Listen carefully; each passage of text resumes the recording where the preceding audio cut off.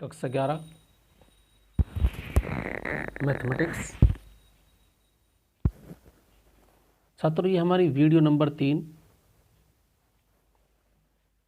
हमारा चल रहा था परमुटेशन एंड कम्बिनेशन। तो छात्रों, अब हम बताते हैं क्रमचय क्या है। परमुटेशन क्या है,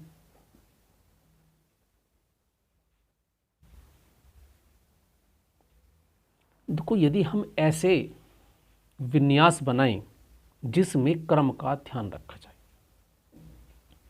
हमारे पास कुछ वस्तुएं हैं, दी गई वस्तुओं में से एक ही समय में कुछ या सभी को लेकर, या तो कुछ लें या सभी को लेकर निश्चित क्रम में बनाए गए विन्यास क्रमचय कहलाता है। देखो, यदि मेरे पास दो अल्फ़ाबेट हैं इंग्लिश के, मान लो ए और बी, और इनसे मुझे क्रमचय बनाने हैं। देखो, यहाँ A B, A into A B, इसका अर्थ क्या है, ए बी लिख दिया, और एक हमारे पास बन गया बी ए। तो पहले हमने ए रखा, एक कॉम्बिनेशन बना ए बी, ये हमारे पास बी ए है, ये इसका दूसरा विन्यास है। तो हमारे पास दो क्रमचय बन सकते हैं, अर्थात दो क्रम के हिसाब से दो कॉम्बिनेशन हम इसके बना सकते हैं। तो ऐसे संचय जिसमें क्रम का ध्यान हो, आगे संचय भी पढ़ोगे तुम। तो हमारे पास ये एक दो विन्यास हुए, तो ये ए बी और बी। तो हमारे पास अर्थ इनका हमें मतलब कैसे मतलब नहीं क्या है। अगर मेरे पास ए बी सी है, तो देखो मैं मैंने पहले ए लिखा, ए बी सी, तो एक हुआ नंबर एक। मैंने ए के साथ में क्या किया, इसे सी बी लिख लिया, दो हो गया। इन्हें चेंज कर दिया, एक नया वर्ड है। मैंने फिर बी ले लिया और मैंने यहाँ बी ए सी लिख लिया, ये नंबर 3 हो गया। फिर बी के साथ सी ए लिख लिया, ये अलग हो गया, ये अलग विन्यास हो गया। फिर मैंने सी ले लिया और मैंने यहाँ ए बी ले लिया, ये नंबर 5 हो गया। और फिर मैंने सी के साथ इसे बी ए ले लिया। तो मैं देखता हूँ 6 कॉम्बिनेशन, 6 संचय हमारे पास इसके जो परमुटेशन हुए वो नंबर ऑफ 6 है। जो क्रमचय हैं इसके, वे क्रम के हिसाब से जो संचय बने वह हमारे इसके नंबर 6 हुए। तो छात्रों, ऐसा विन्यास जिसमें क्रम का ध्यान रखा जाए क्रमचय कहलाता है।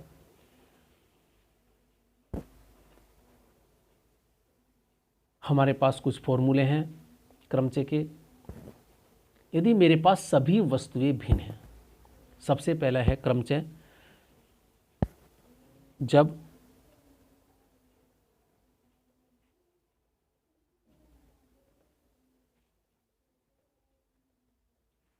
वस्तुएं भिन्न हैं। मेरे पास n वस्तुएं हैं और सारी अलग अलग हैं। जैसे ये ए बी सी थी, 3 लिए मैंने, 3 ली। तो इनको एक साथ लेकर या कम संख्या ले लें। देखो, ज़्यादा हम 3 संख्या है तो 3 में से 2 के क्रम बना सकते हैं, या 1 का बना सकते हैं, या ना बनाएं, या 3 में से 3 ही से ज़्यादा ले सकते हैं, इससे ज़्यादा हम नहीं ले सकते। तो यदि n में से r वस्तुएं एक साथ ली जाए, जैसे कि ए बी सी 3 है और 3 में से 2 को लेकर बने एक साथ क्रमचय। अब 2 नंबर कोई भी ले लें हम, यहाँ मैंने तीनों को एक साथ लेकर, 3 संख्याओं में से तीनों को एक साथ लेकर बनाए थे ये क्रमचय। तो n वस्तुएं से, n भिन्न भिन्न वस्तुओं में से r वस्तुएं एक साथ लेकर, ध्यान से सुने, बने क्रमचयों की संख्या।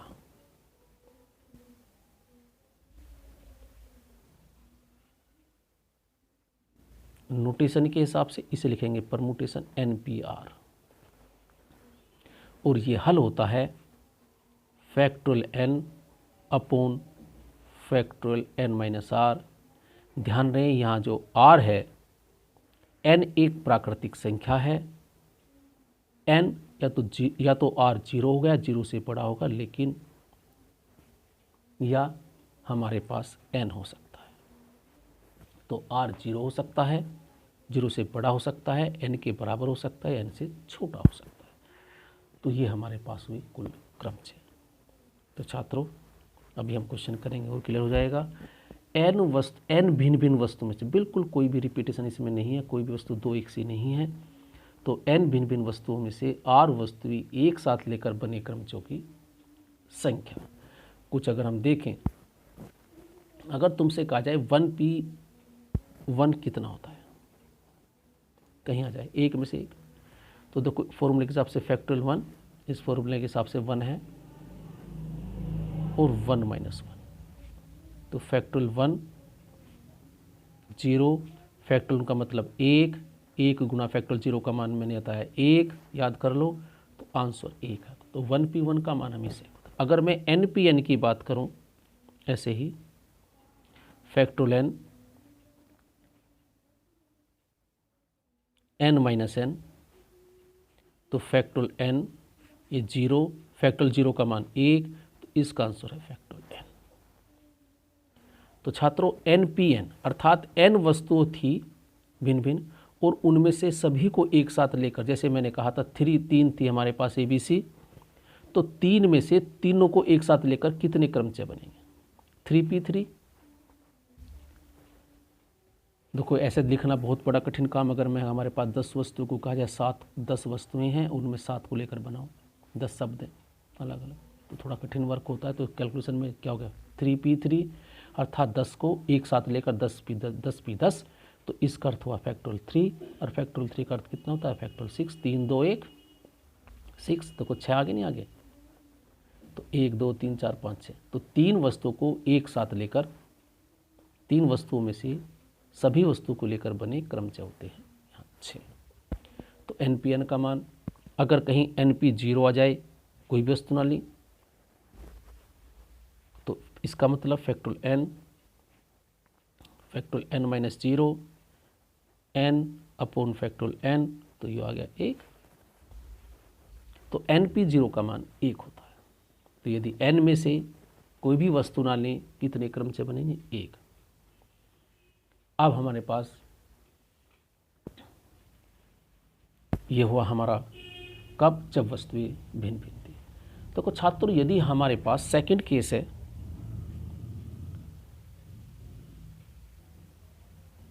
जब भिन्न भिन्न वस्तुओं में से r वस्तु क्रमचय आ चुकी, जबकि प्रत्येक वस्तु क्रमचय में r बार आ सकती है। अब रिपीटिशन वाली, तो यदि सेकंड है n विभिन्न वस्तुओं में से,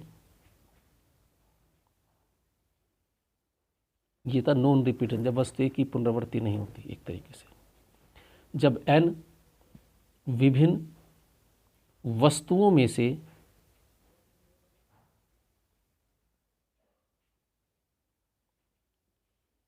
r वस्तुएं लेकर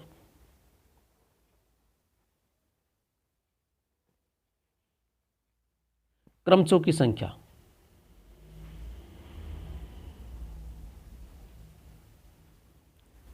है वही, लेकिन अब के यहाँ शर्त है, जबकि प्रत्येक वस्तु क्रमचय में r बार आ सकती है, जबकि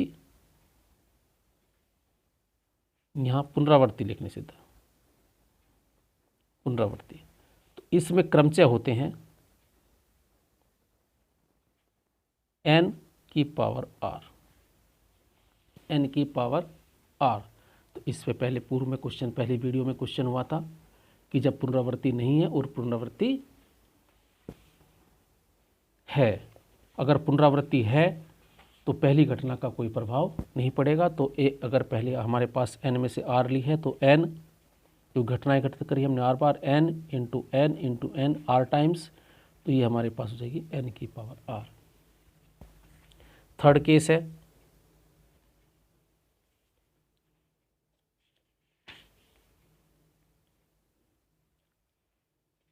यदि हमारे पास n वस्तुएं हैं, उनमें कुछ वस्तुएं एक प्रकार की हैं, कुछ एक प्रकार की हैं, तो कुल कितने क्रमचय बनेंगे? तो हमारे पास फॉर एग्जाम्पल मैं समझाता हूँ, n वस्तु मेरे पास हैं, इसमें हम देखते हैं p एक प्रकार की हैं, जैसे मैंने एक शब्द ये लिया, अगर मैं परमुटेशन की ही बात करूं तो PERMUTION, तो सभी वर्ड इसमें PERMUTION, टी 2 बार है तो टी 1 से टी 2 बार हुए। तो कहने का अर्थ यह है कि अगर मेरे पास n वस्तुएं हैं, P एक प्रकार की हैं, Q एक प्रकार की हैं और R एक प्रकार की, तो कुल कितने क्रमचय बनेंगे? तो क्रमचयों की संख्या हुई इसमें,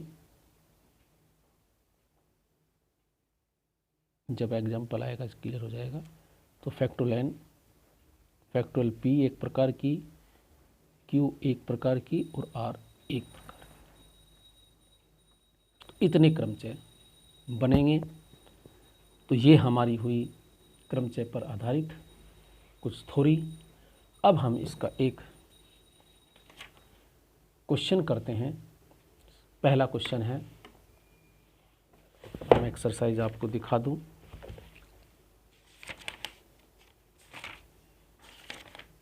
एक्सरसाइज 7.3, 1 से 9 तक के अंकों का प्रयोग करके 3 अंकों की कितनी संख्याएं बना सकती है यदि किसी भी अंक को दोहराया नहीं गया है? अर्थात एक अंक केवल एक बार ही आएगा, अर्थात अंकों की पुनरावृत्ति नहीं है। तो ये हमारी हुई एक्सरसाइज 7.3 का क्वेश्चन नंबर 1। हमारे पास अंक है 9, 1 से लेकर 9 और 3 अंकों की संख्या है। तो गणना के देखो हमने पहली बार किया था, गणना के आधारभूत सिद्धांत के हिसाब से 3 अंकों की संख्या बनाई थी। सबसे आसान तरीका तो ये है ही, 1 से लेकर 9 तक की संख्या है, तो कुल अंक कितने हुए? 9। अंकों की पुनरावृत्ति नहीं है, अर्थात कोई भी अंक दोहराया नहीं जा सकता। तो हमारे पास प्रथम अंक, अगर मैं सैकड़े की बात करूं तो कितने तरीके हुए? 9। अंक दोहराया नहीं जा सकता तो प्रभाव पड़ेगा, पुनरावृत्ति नहीं है, तो पहली घटना 9 तरीके से हो सकती है, 9 में से कोई भी एक अंक लगा सकते हैं। अब नेक्स्ट लगेगा 8, क्योंकि एक अंक हम लगा चुके, फिर इकाई के अंक के लिए 7, तो कुल विधियां हुई 9 गुणा 8 7। ये हुई प्रथम तरीके से।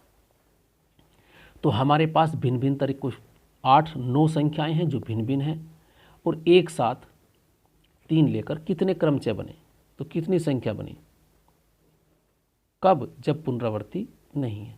तो देखो 2 केस थे, ये वाला केस है जब पुनरावृत्ति नहीं है, पहले वाला केस जब पुनरावृत्ति नहीं है, और n की पावर r है तब जब पुनरावृत्ति है। फॉर्मूला। तो छात्रों इसका आंसर हुआ 9 में से एक साथ 3 संख्या लेकर बने क्रमचयों की संख्या 9p3। अब देखो ये आता है क्या? 9p3 का अर्थ फैक्टोरियल 9, 9 - 3। NPR याद करें, NPR बराबर है factorial n factorial n - r, 4 factorial 9 और ये फैक्टोरियल 6। इसे लिख सकते हैं 9 8 7 इंटू फैक्टोरियल 6 रोक लिया हमने ही, उनके नीचे फैक्टोरियल 6 फैक्टोरियल 6। तो देखो छात्रों वही आया 9 8 गुणा 7 9 72, 7 7 दूनी 14, 1 7 49 504, 8 9 72 और 7 से 7 दूनी 14, 1 7 49, तो 504 तरीके। तो देखो वैसे बनाना मुश्किल होती है संख्या। तो हमारे पास यदि 9 भिन्न भिन्न संख्याओं को एक साथ 3 संख्या लेकर, अगर 3 संख्या उसमें कोई कंडीशन नहीं है, 3 संख्या ली जाए, तो उसका मतलब जहाँ नहीं लिखा इसका मतलब वहाँ पुनरावृत्ति नहीं है, ध्यान रहे। तो 9p3। तो यह हुआ क्वेश्चन नंबर 4। अब मैं एक क्वेश्चन नंबर और करता हूँ, 8 है, इक्वेशन वर्ड है एक। अब मैं इस पाता हूँ, थर्ड केस था जो हमारे पास था,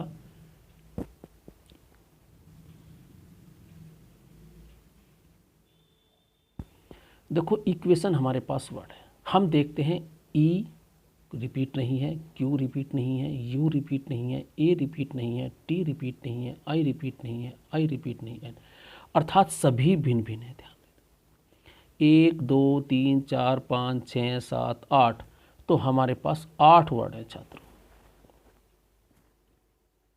कितने वर्ड हुए? 8। अब इन 8 वर्ड में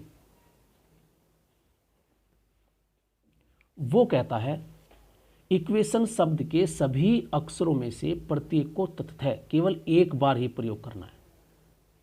तो सभी को एक साथ अगर हम प्रयोग करें तो कुल कितने शब्द बनेंगे, जिनका कोई अर्थ हो या ना हो, इससे कोई मतलब। तो कितना हुआ?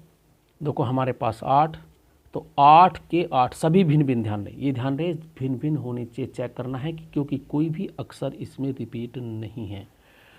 तो 8 इसमें अल्फ़ाबेट हैं, 8 के 8 लेकर बने कुल क्रमचय, तो इसका जो होगा तो कुल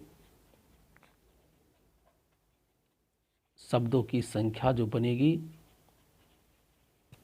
वो बनेगी 8p8। और 8p8 का मतलब अभी हमने बताया, npn का मतलब फैक्टोलन, डायरेक्ट लिख सकते हो तुमसे फैक्टोलेट, नहीं तो इसे हल कर सकते हो फॉर्मूले से। फैक्टोल 8 ये n ये r 8 माइनस 8, ये हुआ फैक्टोल 8 और ये हुआ फैक्टोल 0, फैक्टोल 0 का मान 1, तो फैक्टोल 8 इसका आंसर।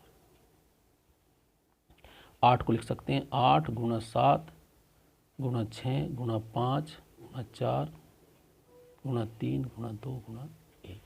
तो छात्रों अगर अब इसे हम सॉल्यूशन करें इक्वेशन के, तो ये हल करके आता है 40,320। तो छात्रों देखो इक्वेशन से, देखो इक्वेशन का तो हम अर्थ जानते हैं क्या होती है, तो चाहे अर्थ मतलब इन आपस में प्रमोट करना है, कोई एन शुरू में आ गया कहीं इधर आ गया, तो इन आपस में जब, तो कुल 40,320 शब्द बन सकते हैं, जिसका अर्थ हो चाहे अर्थ ना हो। तो सभी डिफरेंट हैं। तो ये पहले फॉर्मूले पे बेस थे। हमारे पास 8 संख्याएं हैं, 8 को एक साथ लेकर बने, यानी 8 शब्दों को, यहाँ अक्षर हैं, अक्षरों को लेकर बने कुल क्रमचय होंगे 8p8। अगर हम उसकी तरीके से करें कि देखो हमारे पास 8 थे, 1 2 3 4 5 6 7 8, तो पहले के तरीके भरने कितने हुए? 8, एक शब्द लगा दिया क्योंकि पुनरावृत्ति नहीं है, फिर 7, फिर 6, फिर 5, गणना के सिद्धांत से भी इसी प्रकार हम कर सकते हैं। तो छात्रों ये थी इसकी video number 3। Thank you, have a nice day.